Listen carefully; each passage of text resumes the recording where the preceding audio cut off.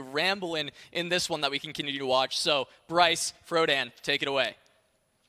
Thank you very much, Casanova. This is Game 3, Lobby B of the first day of the North American Regional Finals. Frodan and Bryce reunited in studio. Give me a fist bump, man. It's good to see you. What a time to be alive in studio. The regional championship, like you said, there are no excuses. It is put up or shut up time for everybody. Hopping on board with Solely TFT, who has been struggling so far today in 23rd place out of 24 players. We did just have a chance to check out that wonderful interview that Casanova did with Solely, and I have to say, I really appreciate his mentality. It's not just about the results for him. It's about whether or not he can feel like he played well this weekend for himself, and that's a great attitude to have heading into this event. There's a lot of first-timers coming into this North American Regionals, and you have to be able to compartmentalize the results away from the quality of your play. If it's your first time, you know, quite frankly, I don't think there's a lot of expectations for a player like Sully. Even himself, right? He's a med school student, and we all know how busy they can get. It's actually kind of an amazing result to even get this far.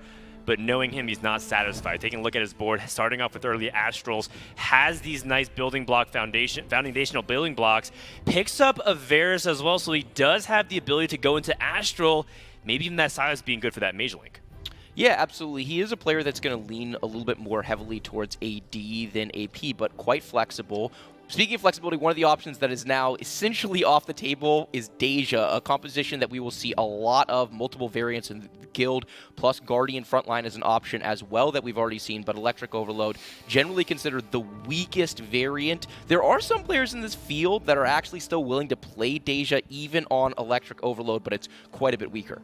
Yeah, and the conditions have to be very favorable for you to do that, and you're often bleeding for a top finish as opposed to trying to go for a top one finish, especially if you're from behind.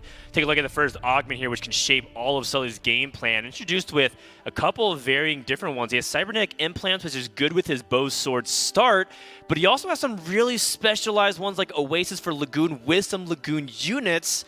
I'm curious which one he's valuing right now. Yeah, it's a great question. I would expect him to lean towards cybernetic implants given that his game plan revolves a lot around Jade, and it's just such a strong augment to pick for Jade because you do wind up itemizing so many different units, a lot of whom make use of that extra attack damage as well, specifically the Siphon as well as the Shio-Yu. I also would not be surprised to see Solely lean into the full vertical Jade version of that line. And it's a line I know you have taught a lot about. Talk about when you would go towards the vertical Jade as opposed to playing the more traditional Siphon that we've been seeing throughout this tournament. I think it heavily depends on how your items are shaping up. If you do lean a little bit more towards rods, that means you can utilize Karma, which ladders up eventually to Jace, and then you have just a normal amount of attack booster items for Shio-Yu. But when you have the ability to split like this, you start off with 80 items, you collect even more 80 items, I think you can go back more towards the Whisper Siphon line. So I think that's what makes the line really interesting. There's a lot of options that people don't know that they have, Bryce. Yeah, that's absolutely the case, and it's really where the skill expression of TFT comes to the fore, right? It's what makes it such a beautiful game. It's very easy to read a Reddit guide, have the composition in mind, and just play for the exact same units, but the reality is there's quite a bit of fluidity within some of these trees, and I think that the Jade tree is one of them, so we'll have to take a look and see what Sully winds up doing this game.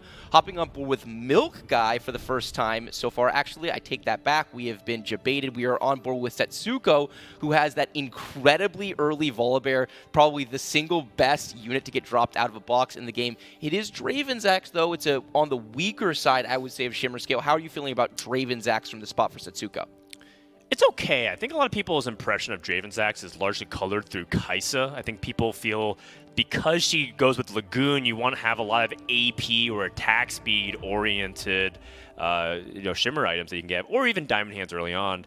In this case, I think it's fine. I think the fact that he's able to rack up a single component, everyone knows how powerful that is. And if he's able to rack up 25 stacks in just one fight, that means he's on pace to get a component by the end of the stage, which if you can guarantee a component per stage, you basically have Loot Master, the gold tier augment, which is really powerful if you think about it and sets him up for success. So I think the propaganda, Bryce, against Draven's Axe, I will not stand for it. I think it's a really strong setup based off what Setsuko has, and I think he's in a phenomenal position. Yeah, the setup in particular is what makes it work, right? Because he has all defensive items early on. He started belt, he gets another belt, he's able to slam that Warmogs. If he's able to get a vest to go with that cloak that he already has, then all of a sudden he's going to have a Gargoyle Stone Plate, so he's going to have resistances on top of that HP. Plus he's able to hit a Braum, which is a big hit here, such a strong tanky unit, along with that Nasus too. So what he has is a board that stalls, and that's exactly what Draven's Axe needs in order to get the job done. Yes, very much so. And from here, Setsuko could play a bunch of different stuff. He doesn't have to stay on the Draven's Axe. I think the biggest mistake that I see at intermediate and even advanced level TFT is people stay on Draven's Axe too long. They think, oh, what's another 100? I could get another component. I'm in such a good spot. Speaking of which, Setsuko not taking his position for granted. Levels to 5, matches up against Daze, who also is a reputation for leveling up aggressively. Who's going to be able to get the last laugh? Yeah, Daze out there saying that, you know, his reputation for a baby leveler is not justified. And the first time we're on broadcast, the first time we see his board, he is over-leveled on level 5 at 2-3. Go up and get Setsuko, who has as well. One of these players is going to be sorely disappointed. Both of them desperately trying to maintain the streak, but only one of them is going to be able to. It's a very close fight that Ludens is paying some dividends. The Draven's Axe is wailing away for the Volibear. It looks like there's just too much damage left over. Only a Talia 1 in the back line, not going to be enough. So Dace levels to 5 and loses on 2-3. Huge momentum swing in this game. That's a massive fight in favor of Setsuko. And another thing, too, a blessing in disguise is going up 5 against 5. Longer fights, more Draven stacks. As we take a look at some other POVs, taking a look at Stage 2 Carousel. Yeah, we also have a chance to look at the augments for the first time. We did see Milksport with that Dark Flight crest, so we know where he is going. We have to call out the prep for Prest event. This is one of his favorite augments in the entire game and one of most of the fields as well. A lot of players are saying that this is either the very best or one of the best augments. I expect him to be leaning towards the Seraphine Graves line, the most popular prep iteration, though certainly have other options available as well. Another augment caught my eye is Ramblin taking Jeweled Lotus. For one thing, Ramblin, you know, is a marked ability power tree player, loves those AP champions, but Deja is electric, so it has fewer options moving forward. The second thing is Jeweled Lotus is noticeably much weaker early game than late game, and Ramblin's been playing from a position of being ahead. You see him in 8th place, lose streaking. This is where he'll be tested. Quite frankly, I think Ramblin's had some really strong openers, which is he's capitalized upon. That's what a good player should do. But the best players can also try to play from behind and mitigate those final finishes. Yeah, absolutely. It's going to be hard to do in this particular meta where a lot of the meta is about HP preservation early. And speaking of HP preservation early, we have Casper Wu, who has that early 100 streak. He's playing 4 Bruiser variant with the early Olaf carry, also getting a nice amount of pitch-in damage from this Electro Charge, which synergizes very, very well with these Bruisers. He needs his board to stay alive to get all that extra chip damage from his augment, and he's got the 4 Bruisers to do it. Plus the double healing item on Olaf, it very much feels like we're heading into the Jade tree, whether it's vertical Jade or Soyfin, only time is going to tell. It's probably going to be Jade plus Whispers, just given the current step that he has. There is an outside chance Casper could even angle. Oh my god, actually, we're going to get a Draven's Axe stack at 2-5? Are you kidding me? Is there still doubt of whether or not the Shimmer item is useful, Bryce? Yeah, look, as the resident lawyer on broadcast, I can decisively say that that is illegal in all 50 states. This man is getting 10 gold plus an item component on 2-5. Are you kidding me, Setsuko? He's also win streaking here. And look, Setsuko is a player that spends a lot of time on ladder practicing Fast 9 specifically. He's one of, if not the best Fast 9 players in the game, which means that from this spot, this man is absolutely deadly. He knows what items to go for. He knows the combination of units. He knows how to get to level 9 and cap out his board. Setsuko's win share from this spot is out of control. Do not be surprised to see him at the end of the game playing for first place. I like to swap for the Dragonmancer in favor of a 2-star Bruiser. Yeah, you lose the AP, but he gets the health, and that health gives him more stall for this Draven's Axe. As you can see, he's going up against Prestivan, who does want to win. A lot of prep players lose the first couple rounds so they can start streaking in the middle of Stage 2. And you can start to see this Jade board racking up that attack speed, especially with that Ginsu's Rage Wave. That Karma is starting to show off why she is one of the premier one-cost to play around, even at 1-star. But it looks like there's just not enough damage to keep up with it. It was a little bit scary here for Setsuko, because that 1-star Karma that was prepped was already doing a ton of work. Yeah, a little scary, but in the end, all that winds up happening is Setsuko is 5 streaking with another 30 stacks to add to his pool. His collection is going to get more on Krug. He's going to get a second item component early to middle of Stage 3. Setsuko's spot is out of control. Joining Ramblin' for the first time, did have that Jeweled Lotus that you called out earlier, playing from the Lost Streak, but he's been playing Astrals, so his economy is supercharged, already over 50 gold here, and he also has the most important item to match with that Jeweled Gauntlet, the Infinity Edge. The nice thing is, because he's guaranteed to crit on those spells, he's just getting the extra damage from the Infinity Edge. He can skip the Jeweled Gauntlet now and go for other AP itemization, so he can have a super carry. So Ramblin' actually has a couple of options just based off the units on his bench. One, he could play on the Kai'Sa. A lot of people believe Kai'Sa reroll is still viable. I mean, the patch previously has nerfed her, so that way she's no longer as dominant to be at 3-star, but it is a possibility, so keep an eye out on that. The second is that he could also even just play Lux and play around Astro units. Is exactly what I was about to hit, which is, you know, a lot of people believe that with the buffs to Lux in the most recent patch is been really helpful to get her to be a legitimate carry. And if you can play her on Astros and rack up those items, maybe there could be something. However, I feel like he's collecting a bunch of these other one costs. For example, he has Karma. Is he leaning more towards Dragon Mancers and just trying to play Karma from this spot? Yeah, this is a really interesting one, and this is not where Ramblin' wants to be, by the way. This is not his comfort zone. When I was doing my interview with him before the tournament started, one of the big things he went out of his way to point out is that he was going to try to avoid reroll at all costs because he feels like, one, he doesn't hit. He thinks he's an unlucky reroller. Mortdog does not have him. And two, he thinks it just introduces variance in a game where he doesn't need to introduce variance. He thinks he's one of the best players in the field. And you can see it here. He rolled from basically 70 gold down to 40, right? 65 gold down to 40 from this position. He doesn't hit a lot of the units that he's looking for, and he's in a much tougher position. Ramblin' is going to be back against the wall for the rest of this game. He's going to have to be fighting really hard to not go 8th place in this game. I think going 1st place for the 1-1-1 is almost off the table at this point. Yeah, we'll see if his Dragon Mancer reroll strategy can come to fruition or if he has to pivot. It's a prismatic augment for our second choice binary airdrop, Radiant Relics and Luden's Echo.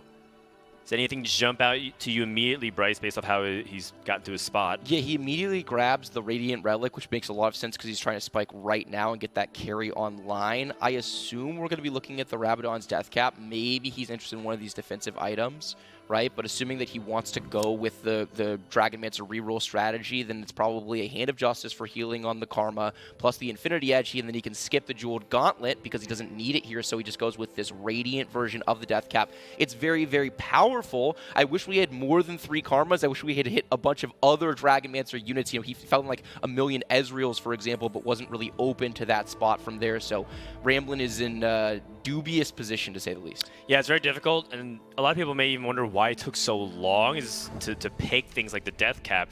The thing about Dragon Mancer is you already have so much base stats from the ability power off of choosing your Dragon Mancer hero, so not the ideal setup, and he doesn't even have the Dragon Mancer buff, has to rely upon this Nidalee to keep himself, one, competitive on the board, but also print some units to get gold, because Ramblin' will need every ounce of gold that he can squeeze out in order to get this Karma 3, as he does end up taking a loss to Milk, who also is on that Draven's Axe train. Seems like multiple people are trying to pick up those extra components.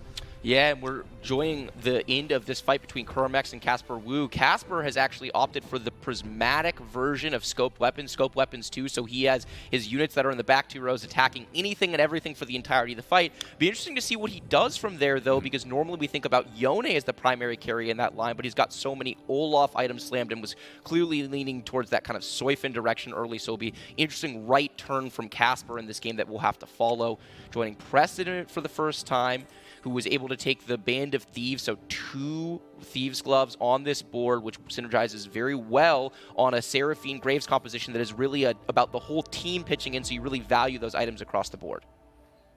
Yeah, you're taking Stage 3 to prepare the way for Stage 4. However, I feel like Prestovent might even be leaning more towards how Xayah could be set up based off his current itemization. A lot of what Seraphine wants to do is power through just raw stats, and that's why Zeke's Herald and Protector's Vow is really good, because the sum of the parts just works so nicely together to keep your team very tanky and sustained while putting out a lot of damage. From his setup, the fact that he's prepping things like guild units and that Ezreal makes me wonder if he's towing the line between that Soifin or potentially even finding ways back into Xayah. And that's a comp I think people are really sleeping on, Bryce. A lot of people say Xayah's not good.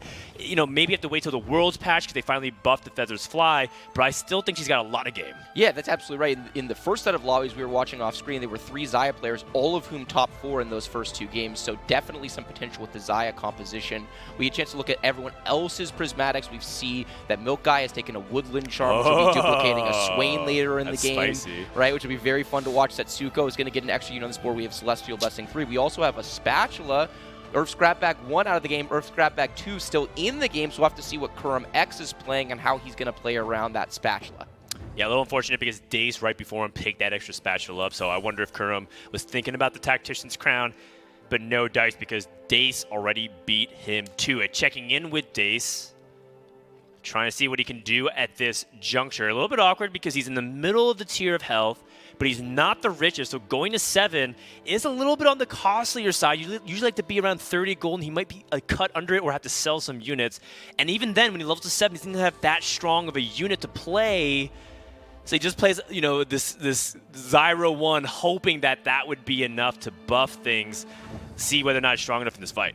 Yeah, and one of the things you can say about Dace's spot, because he's taken the Ludens early, and he's already stacking up those Lagoon stacks, right? So we think he's going to be playing around Lagoon this game, and one of the things that players have been favoring in the Lagoon line is that it stabilizes really well rolling on 7. Specifically on 3-5, although Dace elected not to roll here, it looks like he'll probably be rolling some on 3-1, maybe even rolling a little bit on 4-1, maybe even a little bit on 3-6 if he wins this fight and wants to go for upgrades. But you can stabilize that board on a Sohm 1 and get your other Lagoon units rolling. He's also got that Radiant Thieves Gloves, which could go on a Neela later, maybe a Zoe, so there's a lot of potential power from here.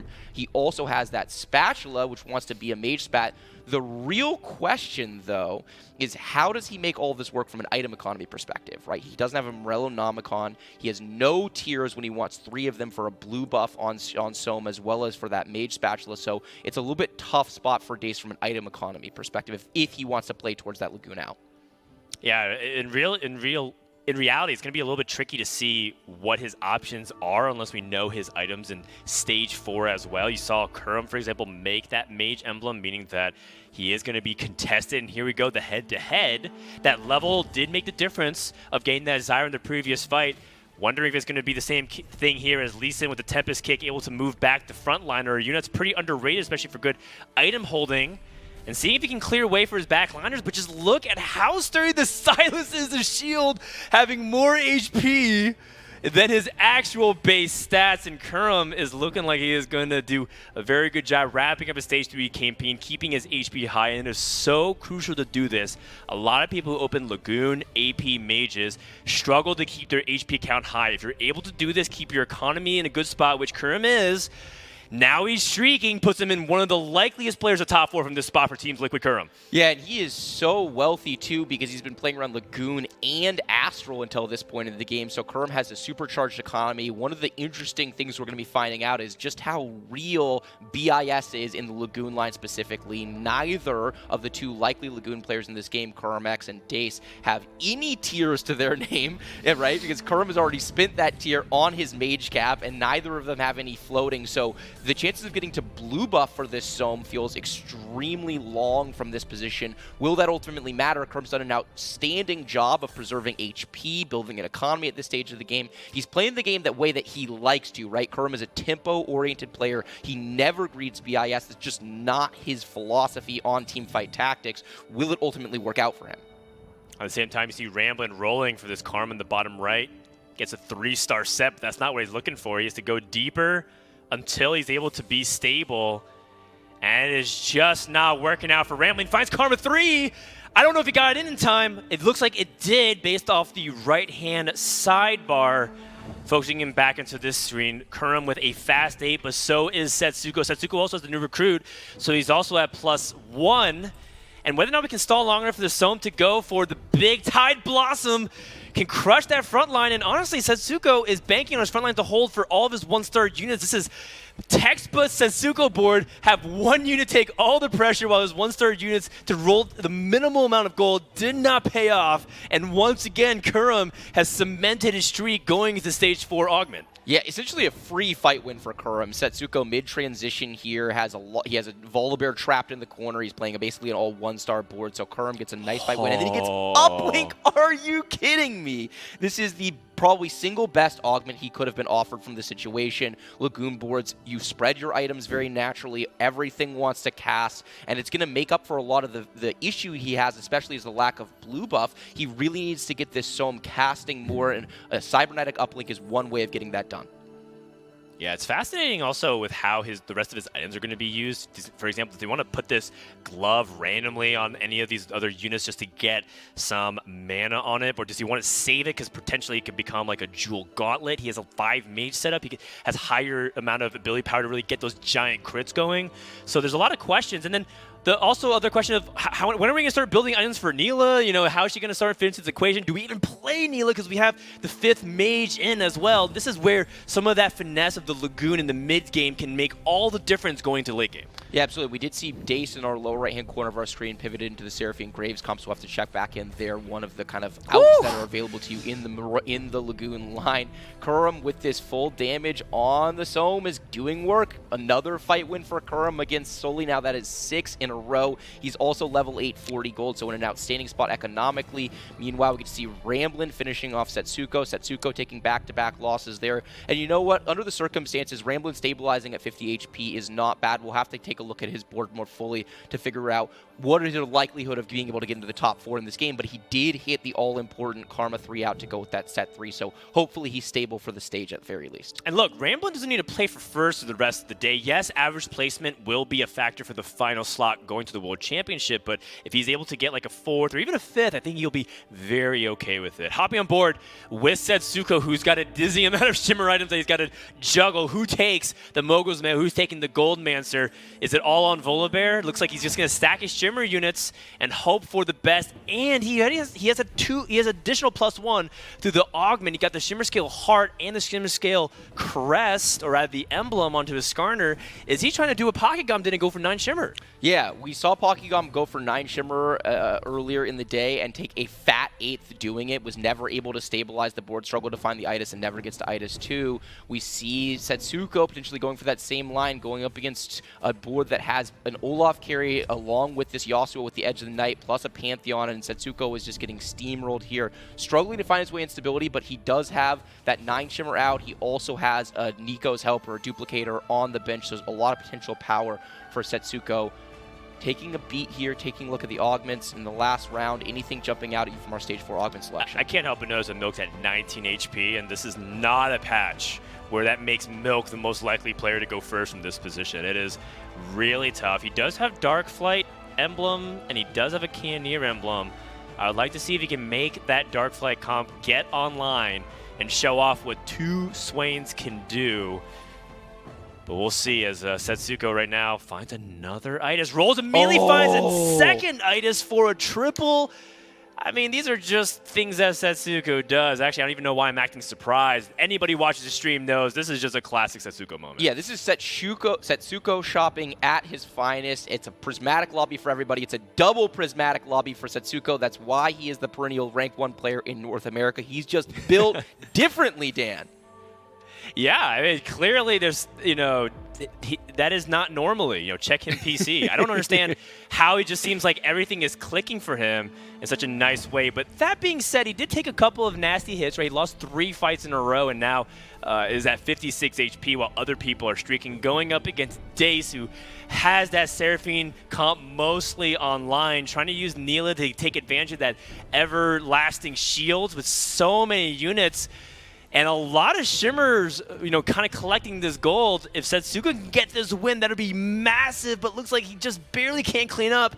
And that is a Seraphine comp in a nutshell. Just when you think you have them on the brink, they're able to keep their champions alive and push out that much more damage. All of a sudden, you're like, wait, I thought this fight was close, but 4 to 5 units survive on the other side. Yeah, that's the tough thing. And the first aid kit for Dace there really paying dividends and really hurting because that extra shielding coming through from Seraphine, keeping a lot of extra units alive in that fight.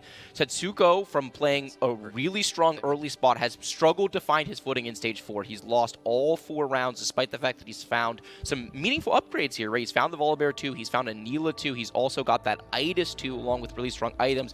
Composition that generally speaking, lacks for damage at this stage. I think Setsuko really needs to find his way into another carry.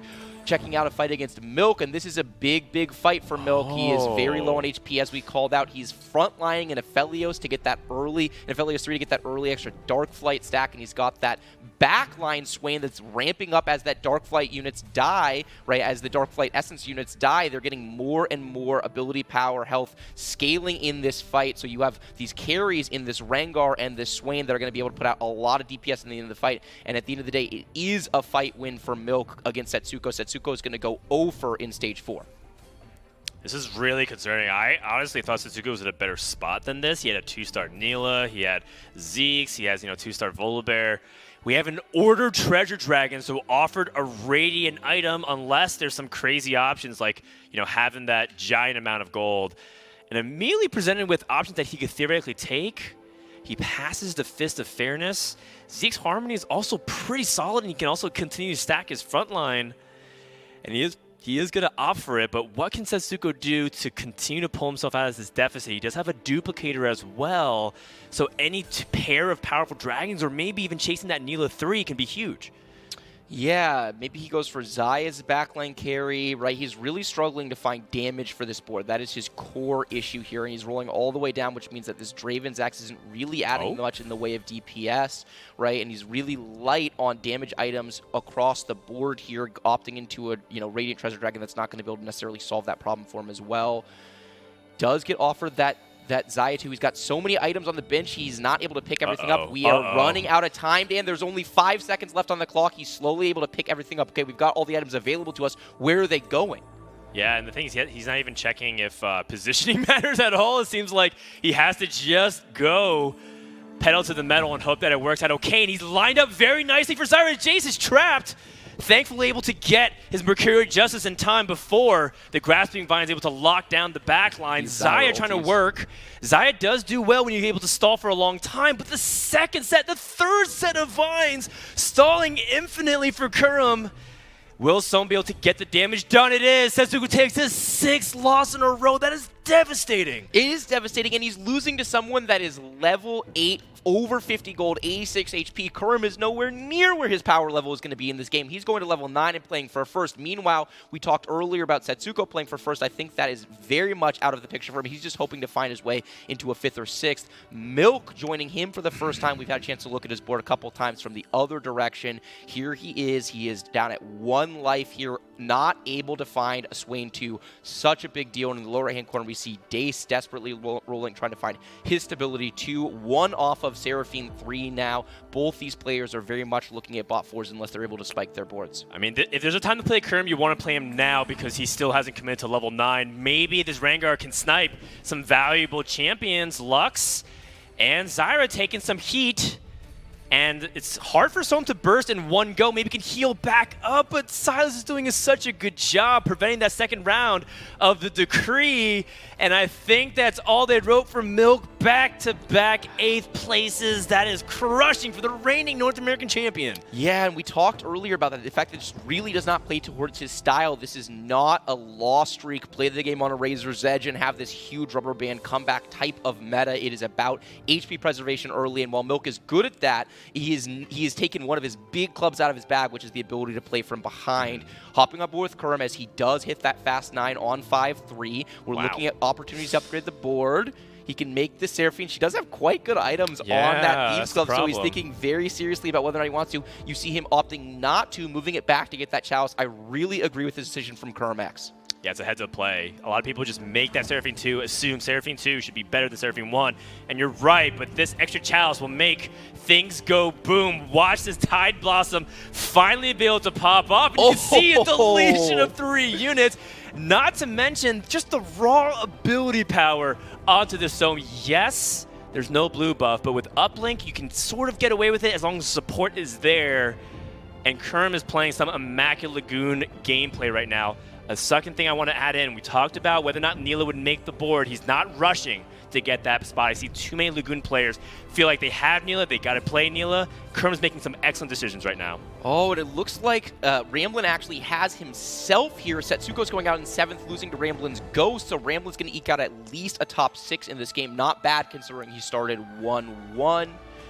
we get to take our breaths, Dan.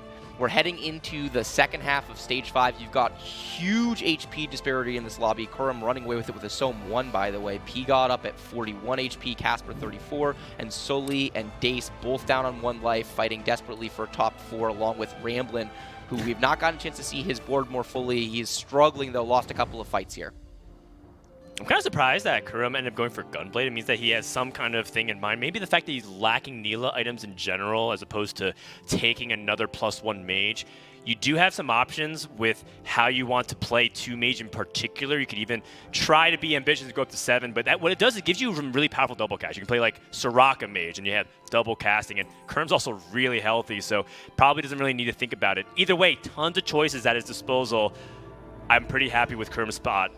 A person who's also probably happy just to not go 7th or 8th is Rambling. Is going up against Sully. This could determine whether or not Rambling can play for top 4. And in the lower right-hand corner, Dace forgot to make the Seraphine 3 on 6 HP. Oh, no! He was staring at it, getting ready for a surprise of his opponent, and he actually forgot to make the unit, Dan. Is he going to be able to survive this fight, or did he just throw this game away? That'd be such a disaster. I'm trying to pay attention. It looks like Kurum just has too much stuff going with the Lagoon.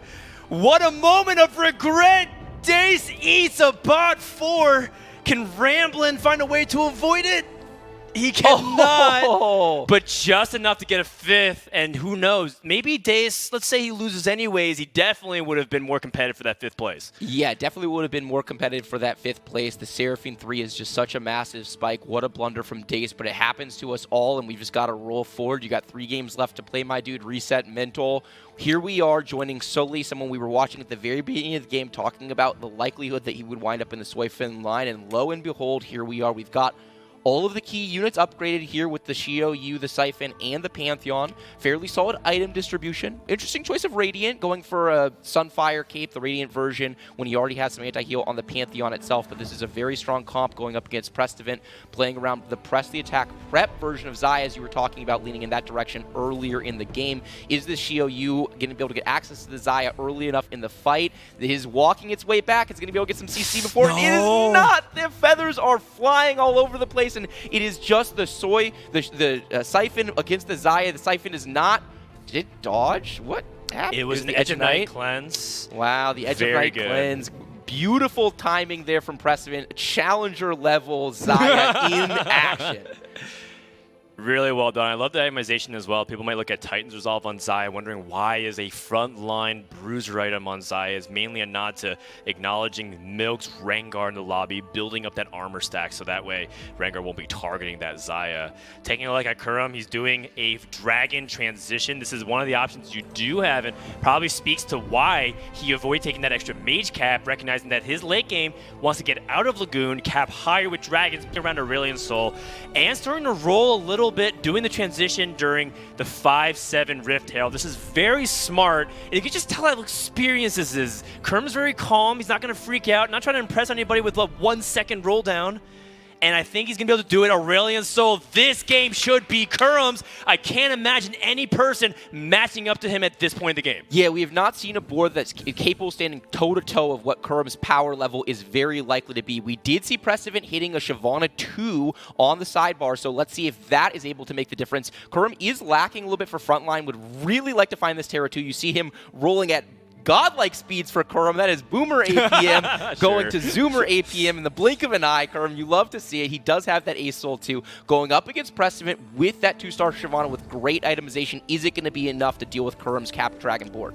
I mean, regardless of whether or not he wins or loses, he has enough HP. As you can see, immediate deletion of the Xayah in the back. Prestivant just cannot hold up to the onslaught of these dragons. Yes, he has a Shyvana too, but it's not a fair fight. There's just 4 dragons versus 1. Is Prestivant even alive? No, he's going to die, but just barely.